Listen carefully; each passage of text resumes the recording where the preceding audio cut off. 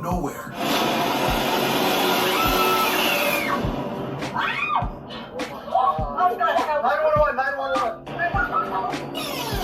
A car flies through the air, between hanging power lines, and lands bumper first, directly in front of the family's car.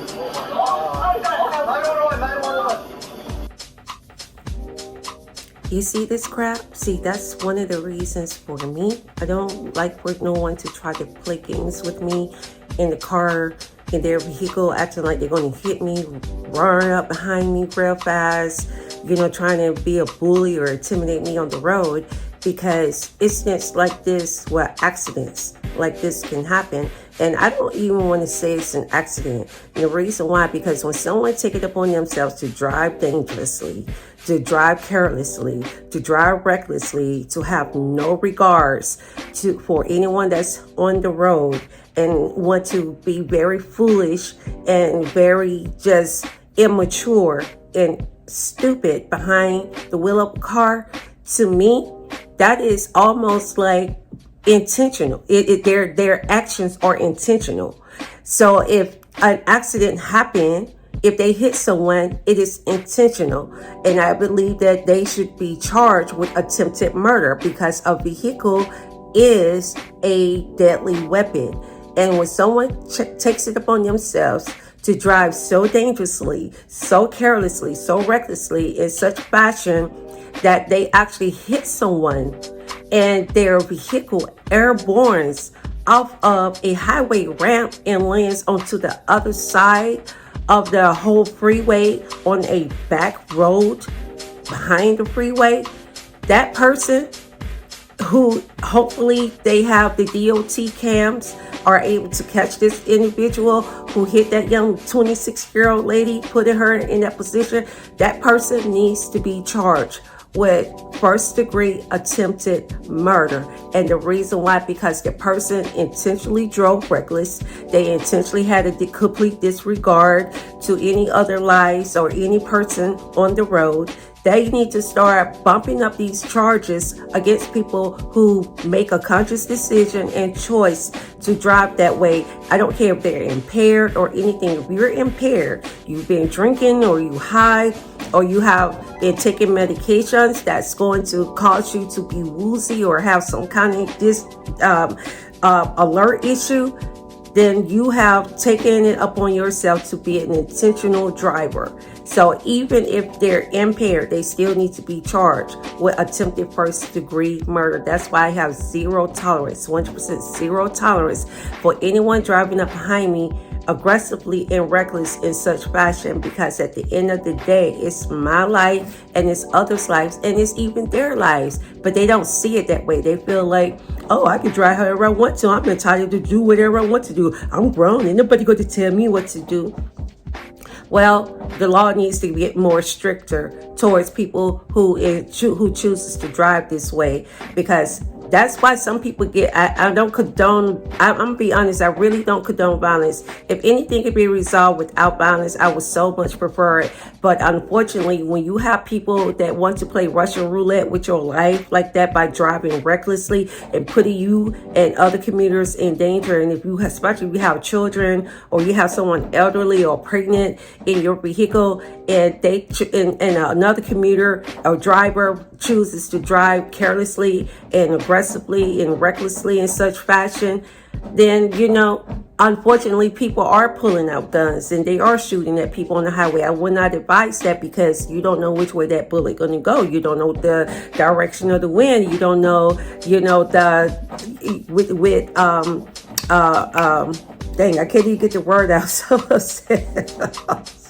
I'm really upset. This don't make no sense with the gravity. Yes, that's the word, the gravity. You don't know which angle or how it's going to go, how it's going to land. I mean, there are training courses, shooting training courses that teach you how to shoot on the highway. But, me personally, I don't think anybody should ever have to be in a position where they're forced to shoot someone on the highway, especially while they're in motion and going at such high rate speeds, or on the highway period, or the roadways. But unfortunately, people are putting themselves in that situation where they're causing people to snap like that. And I won't even say snap, it's actually a defense. Because if you are trying to hit somebody with a deadly weapon, if you're playing Russian roulette with someone's life with a deadly weapon like a vehicle, then you are saying to that person, I have a suicide wish. Oh, I want to die. I want to go to jail. I want to spend the rest of my life in prison. I don't care about your life. I have complete disregard of human life. I don't even care about myself. I don't care about my family, my loved ones. I don't care what happened to them. You know, as a consequence of me getting in a situation where I may lose my life or take the life of somebody else because I choose to be foolish and do very dumb and stupid, immature things like driving reckless and dangerously and trying to taunt and bully people on the highway and on the roadways. You know, that's what they're pretty much saying. So for me, I just feel like the law really needs to get very strict and aggressive with people who chooses to drive in such manner. Because I promise you, if the law do tighten up on people who drive like that, who choose to drive that way, it would be way less car accidents. It would be less road raging. It'd be a lot less that, because people are going to understand and know that there's going to be a consequence behind it, especially on these roadways that have cameras where they can, traffic cams where they can pull the footage up and they can see the tag number. And let me tell you, people, if you let someone drive your car, your vehicle who drives that way, and in certain states, they do send tickets to the address that is registered to that tag number. So if you letting anybody drive your vehicle that drives that way, guess what? You're going to be the one that's going to have to take the fall for it, because you have to be able to prove beyond a shadow of a doubt that it was that person who drove.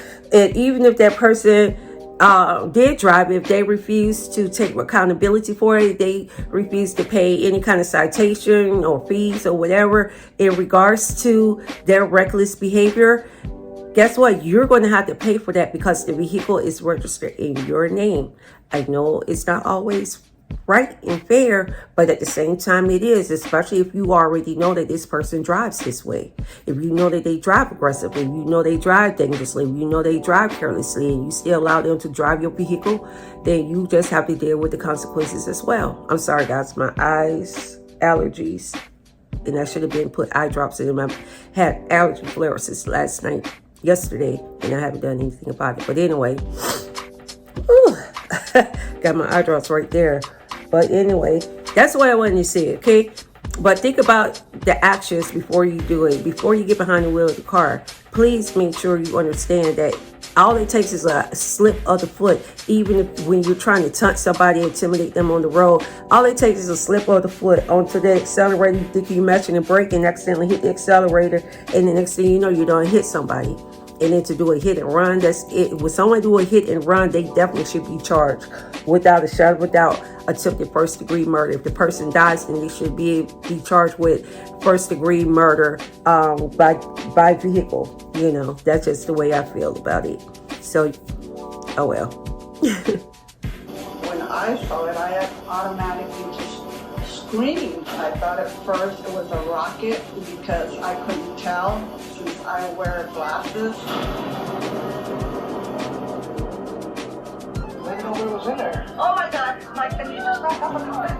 Oh, honey, just hold on. Get out of the You're not going to be able to do much. Get out of the way, please. My biggest fear was that that car was going to explode. Stop it, Yes, Carlos. we are on the onslaught of ramp on Yuba City, and there was a car that fell off the highway. It didn't fall off. It jumped the whole road. Everything starts to move like it seems slower, and your thought process is not the same. Because in my whole entire life, I had never seen something like that.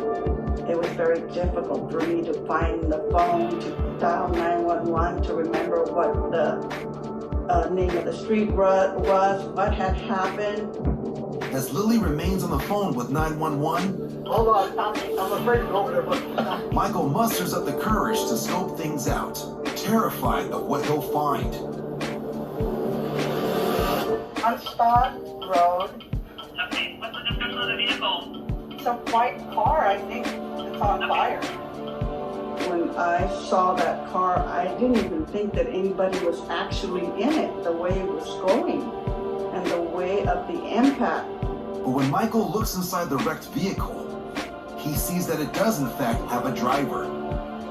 A 26-year-old woman who is conscious and amazingly appears to have only minor injuries. The victim is taken to a nearby hospital. Apparently, she had lost control of her vehicle as it accelerated up an overpass after being involved in a hit and run on the adjacent highway. I can't imagine someone driving that fast to hit that ramp, go flying over the bridge, and the impact falling on the other side of the road where we were at. Needless to say, the event left a very lasting impression on Lily and the whole family. I'm very cautious now because some people run the stop signs, people are not paying attention, they're on their phones. Whatever you do, just be aware all the time because, you know, you're not the only one in the road.